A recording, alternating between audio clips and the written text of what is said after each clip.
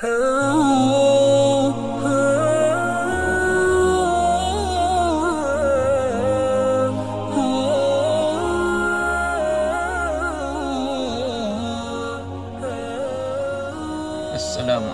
warahmatullahi taala wabarakatuh.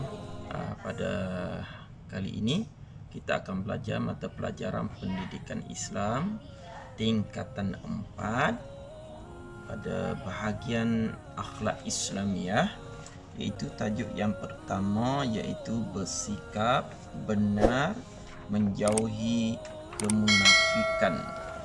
Baiklah pelajar-pelajar semua, boleh buka muka surat 188. Apa yang dimaksudkan dengan bersikap benar? Bersikap benar iaitu tidak berdusta dari segala perkara pengkhabaran dan perbuatan. Dalil nakli Allah Subhanahu wa taala berfirman di dalam Al-Quran, A'udzubillahi minasyaitonirrajim. Bismillahirrahmanirrahim. Ya ayyuhalladzina amanu taqullaha wa qulu qawlan syadida. Yang bermaksud, wahai orang-orang yang beriman, bertakwalah kepada Allah dan katakanlah yang benar. Iaitu surah Al-Ahzab ayat 70. Daripada satu hadis Nabi SAW, Abdullah bin Mas'ud radhiyallahu anhu meriwayatkan bahawa Rasulullah SAW bersabda, "Alaikum bis-sidqi, fa inna sidqa yahdi ila birri, wa inna birra yahdi ila jannah, wa ma yazalu rajulun yasduku wa yataharra sidqa hatta yuktaba indallahi siddiqan, wa iyyakum wa kaziba, fa inna kaziba yahdi ila fujur, wa inna fujura yahdi ila nar, wa ma yazalu rajulu yakzibu wa yataharra kaziba hatta yuktaba indallahi kazaba." Riwayat Muslim. Yang bermaksud, hendaklah kalian sentiasa bersikap benar. Sesungguhnya benar itu membawa kepada kebaikan, dan kebaikan amat membawa kepada ke syurga. Seseorang yang bersikap benar akan ditulis di sisi Allah sebagai seorang yang benar. Dan orang yang berdusta itu sesungguhnya dusta itu membawa kepada kejahatan. Kejahatan itu membawa kepada ke neraka. Sesungguhnya orang yang sentiasa bersikap dusta akan ditulis di sisi Allah sebagai seorang pendusta. Baiklah pelajar-pelajar, berdasarkan kepada hadis dan ayat yang saya bacakan tadi, betapanya Allah Subhanahu wa taala amat membenci orang-orang yang berdusta, iaitu orang yang tidak benar di dalam percakapannya, tidak benar di dalam perbuatannya. Dan jelas Allah Subhanahu wa taala menyediakan satu tempat di akhirat, iaitu di neraka, bagi orang-orang yang sering berkata tidak benar dan melakukan sesuatu perkara yang tidak benar. Okey, baiklah pelajar-pelajar semua, sekarang pelajar-pelajar boleh buka muka surat 189, iaitu tuntutan bersikap benar. Apakah hukum bersikap benar? Hukumnya adalah wajib. Antara tempat-tempat yang perlu pelajar-pelajar mempraktikkan kebenaran di dalam pertuturan, iaitu yang pertama, benar di dalam bertutur ataupun berkata-kata.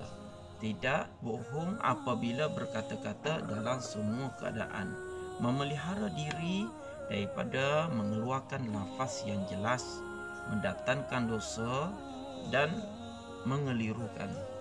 Yang kedua, benar di dalam niat dan kemahuan, iaitu berniat ikhlas kepada Allah Subhanahu wa taala, berniat untuk membuat kebaikan semata-mata.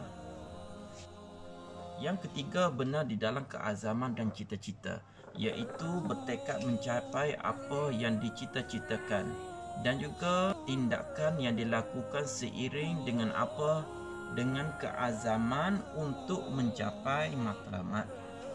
Yang keempat, benar di dalam menepati janji, iaitu berjanji dengan apa-apa yang mampu ditunaikan. Selain pada itu, menunaikan apa-apa yang telah dijanjikan dan melaksanakan tetap dengan sesuatu yang telah dijanjikan. Dan yang terakhir sekali, iaitu benar di dalam tugas. Melakukan tugas tanpa mengharapkan balasan. Melakukan tugas dengan cara yang terbaik. Baiklah pelajar-pelajar, sekarang kita buka muka surat 190, iaitu contoh-contoh Rasulullah SAW bersikap dengan sikap yang benar. Contoh yang pertama, Rasulullah SAW menyampaikan wahyu kepada umat manusia dengan bersifat benar. Baginda tidak menukuk tambah ayat yang disampaikan. Ajaran disebarkan juga tidak mengikut kehendak dan pendapat pribadi baginda, kerana setiap tutur katanya didasarkan dengan wahyu Allah Subhanahu wa taala. Hal ini dibuktikan dengan firman Allah Subhanahu wa taala, A'udzubillahi minasyaitonirrajim. Bismillahirrahmanirrahim. Wa ma yantiqu 'anil hawa in huwa illa wahyu yuha. Surah An-Najm ayat 3 hingga 4. Yang bermaksud, dan ia tidak memperkatakan sesuatu menurut kemahuan dan pendapat sendiri.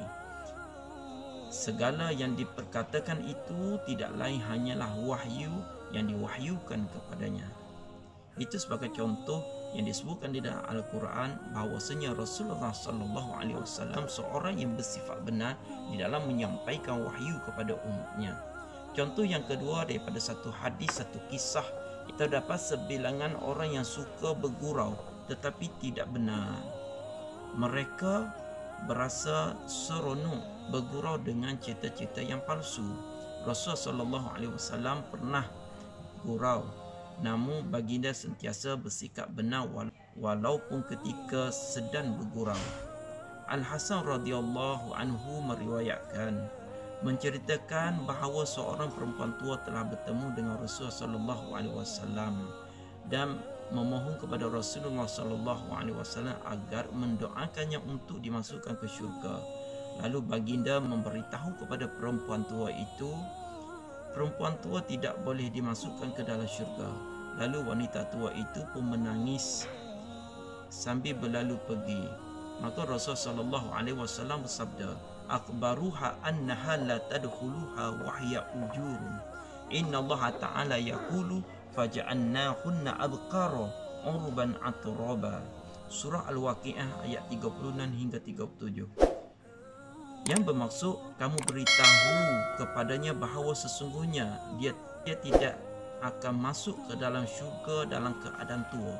Sesungguhnya Allah SWT berfirman, sesungguhnya kami menciptakan wanita-wanita penduduk syurga itu secara langsung, di mana kami jadikan mereka gadis-gadis yang penuh dengan cinta kepada suami-suami mereka dengan sebaya umurnya. Inilah dijelaskan dalam ayat Al-Quran bahawasanya semua penduduk di syurga tidak ada yang tua, melainkan semuanya disebayakan umur dan usia mereka. Sekarang kita buka muka surat 191, iaitu hikmah bersikap benar. Baiklah pelajar-pelajar boleh tengok muka surat ini. Yang pertama, hikmah bersikap benar, iaitu terpelihara daripada sifat munafik yang dibenci oleh Allah Subhanahu wa taala. Sesungguhnya sifat munafik ini dilarang dan dibenci oleh Allah Subhanahu wa taala. Allah Subhanahu wa taala meletakkan orang-orang yang munafik itu berada di tingkatan yang paling rendah di dalam neraka. Yang kedua, menenangkan hati kerana tidak melakukan dosa. Bila mana seseorang itu berkata benar, hatinya sentiasa tenang. Bila mana seseorang itu berkata benar, hatinya sentiasa tenang, dan ketenangan itu boleh membawa kepada kebaikan-kebaikan. Dan yang ketiga, saling bekerjasama kerana wujud perasaan saling percaya dan mempercayai. Sekiranya kita sentiasa bercakap benar di dalam urusan muamalat ataupun pekerjaan seharian, setiap orang akan saling hormat menghormati dan mempercayai di antara satu sama lain, kerana tidak dibimbangi, ditipu dan meyakini sahabat-sahabat mereka itu adalah orang yang berkata benar. Dan yang keempat, menjadi contoh tauladan kepada orang lain kerana maruah dipandang tinggi. Orang yang bercakap benar adalah orang yang dipandang mulia di sisi masyarakat dan dihormati di kalangan mereka, serta dipandang tinggi dan diberikan penghormatan yang baik. Akhiri pelajaran kita pada hari ini, marilah sama-sama kita buka muka surat 191. Di sebelah sisi itu ada spektrum ilmu,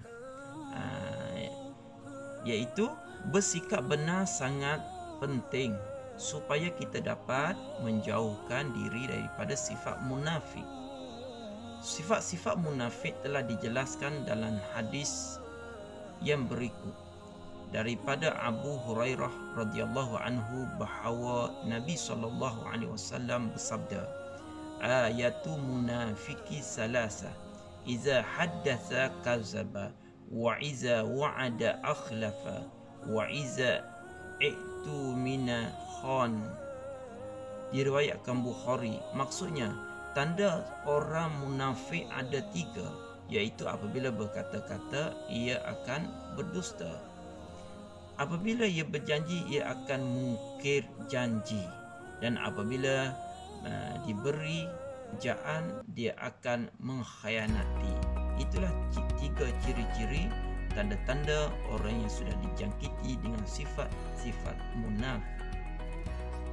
Maka oleh itu, marilah sama-sama kita belajar dan menghayati tajuk ini agar kita tidak tergolong di kalangan orang-orang yang munafik.